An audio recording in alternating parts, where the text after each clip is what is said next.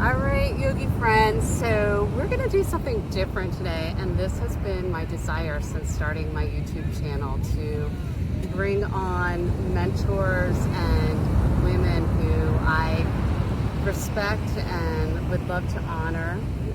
And this is my bestie from third grade, Suzanne, and she is going to lead us in a yoga practice today. But before we do that, I wanted to have her talk a little bit about what yoga is all about, because oftentimes people misunderstand yoga for exercise and just doing the poses, but yoga is so much more. And actually, Suzanne inspired me to pursue my yoga teacher training as she really lived into her yoga practice. So, Suzanne, what inspired you to even start to do the practice? So I started practicing over 20 years ago, and I was always athletic, into sports, very competitive, and back then I was all about what the shape looked like and trying to perfect poses. But then over time, I had a mentor, Kat is her name, and she was teaching yoga to staff members where I work, and even as a volunteer. And I just thought, you know what, this is something that I want to pursue. I saw the way that it changed her life, and I signed up for a yoga teacher certification with Free Spirit Yoga in Hershey through Stephanie Trump. And let's mention also that your exposure was in a mental health facility, because Yes. Suzanne works in for an organization that has an inpatient hospital, but then there are different satellites, and there really is an emphasis on wellness and being whole and healthy. And so Suzanne just saw that as a niche that she could fulfill. Yeah, right, exactly. Just looking at the mind, body, and spirit.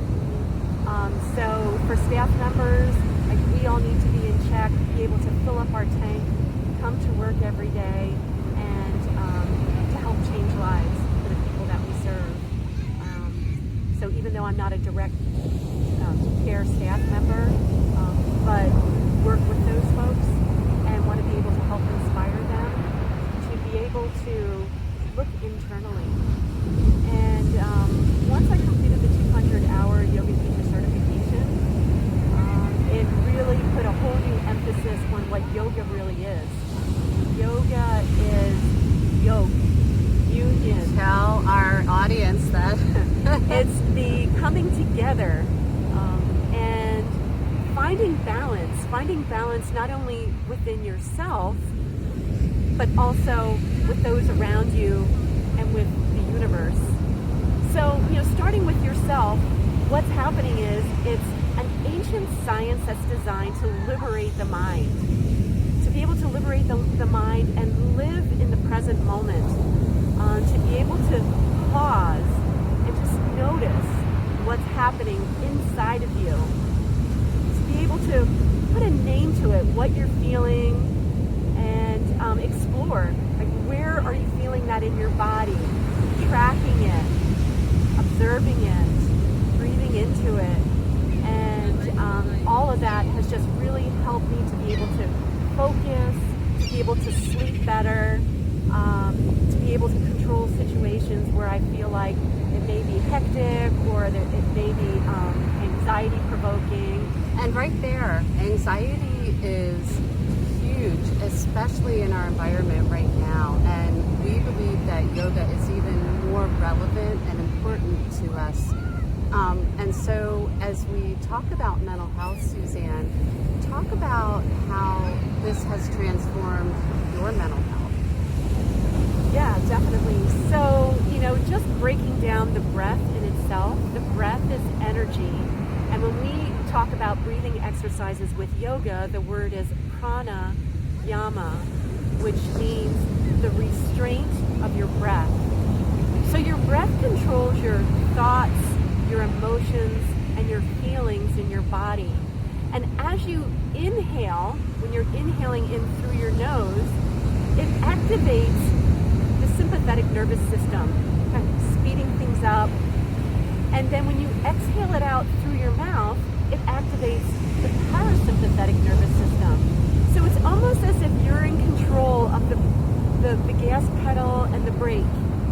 And then you can guide that nourishing breath as it's being filtered in through your nose, and then you retain it, organize that breath through your body, and then when you exhale it out, coming out of your mouth, you're just releasing anything that you want to let go of. And I think that's really hard for us as individuals to let go. And you mentioned about the competitiveness as an athlete, because you and I are both athletes. I am a former marathon runner. You did a lot of different things. And we both still do a lot of different things, but not with the competitive spirit, more in the spirit of mindfulness. And what I hear you saying is that the yoga practice actually helps us to come back to ourselves, be grounded and centered and stay present. And that's what happens when we feel really anxious, that we get out of our body and like we go to the past and we worry about the future, and it's not being in the present. So why is being in the present so important to us? Because that's all we've got. It is a gift. And in the present, no matter what's going on, like once you identify what it is that you're feeling, that you're acknowledging it to yourself. You're saying, it's okay. It's okay if I'm angry, or if I'm frustrated, or if I'm excited. And just noticing, like, what's that doing internally? Is it making me feel hot? Is it making me feel cold and jittery? Do I feel bubbles in my stomach?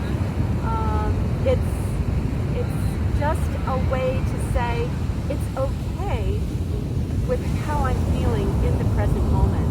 And noticing that the feelings or the sensations are not good or bad or right or wrong, but they might be comfortable or uncomfortable. I think oftentimes we go to that, oh, this is negative. I have the negative emotion of anger or sadness, and it's not negative. It's just a reaction. It's a response, and it can be a very appropriate response.